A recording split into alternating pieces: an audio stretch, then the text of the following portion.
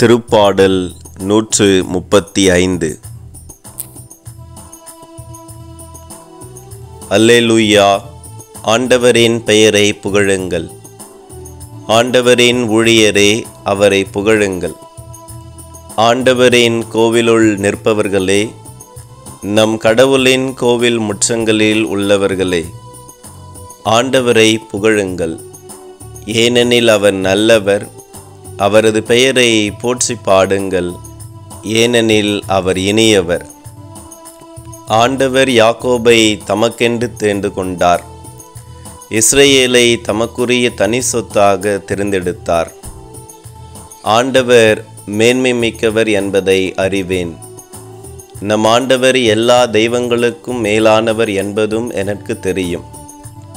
விண்ணிலும் மண்ணிலும் கடல்களிலும் எல்லா ஆழ்பகுதிகளிலும் ஆண்டவர் தமக்கு விருப்பமான யாவற்றையும் செய்கின்றார்.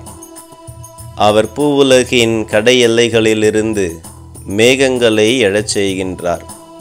மழை பெய்யும்படி மின்னலை உண்டாக்குகின்றார்.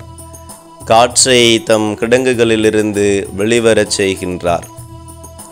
அவர் எகிப்தின் தலைப்பேறுகளை தாக்கினார். மனிதர் கால்நடைகளின் தலைப்பேறுகளை அழித்தார். எகிப்து நாடே, உன் நடுவில் பார்வோனையும் அவனுடைய எல்லா ஊழியர்களையும் தண்டிக்குமாறு அடையாளங்களையும் அருஞ்செயல்களையும் அவர் நிகழச் செய்தார். அவர் பல்வேறு இனத்தவரை தாக்கினார். வலிமை வாய்ந்த மன்னர்களை கொன்றார். எமோரியரின் மன்னனாகிய சீகோனையும் பாசானின் மன்னனாகிய ஓகையும் கானானின் எல்லா அரசுகளையும் அழித்தார்.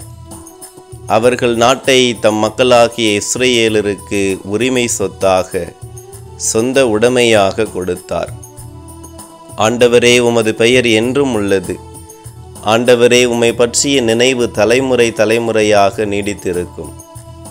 ஆண்டவர் தம் மக்களை நீதியுடன் தீர்ப்பிடுவார். தம் அடியாருக்கு இரக்கம் காட்டுவார். வேற்றினத்தார் வழிபடும் சிலைகள் வெறும் வெள்ளியும் பொன்னுமே. அவை மனிதரின் கையால் செய்யப்பட்டவையே. அவற்றுக்கு வாய்கள் உண்டு, ஆனால் அவை பேசுவதில்லை. கண்கள் உண்டு, ஆனால் அவை காண்பதில்லை. காதுகள் உண்டு, ஆனால் அவை கேட்பதில்லை. மூக்குகள் உண்டு, ஆனால் அவை மூச்சு விடுவதில்லை. அவற்றை செய்து வைப்பவரும் அவற்றில் நம்பிக்கை வைக்கும் யாவரும் அவற்றைப் போலவே இருப்பார்கள். இஸ்ரவேல் குடும்பத்தாரே, ஆண்டவரை போற்றுங்கள். ஆரோன் குடும்பத்தாரே, ஆண்டவரை போற்றுங்கள். லேவி குடும்பத்தாரே, ஆண்டவரை போற்றுங்கள். அவருக்கு அஞ்சி நடப்போரே, அவரை போற்றுங்கள். எருசலேமை உறைவிடமாக கொண்டிருக்கும் ஆண்டவர் போற்றப்படுவாராக. சீயோனில் இருக்கும் ஆண்டவர் போற்றப்படுவாராக. அல்லேலூயா.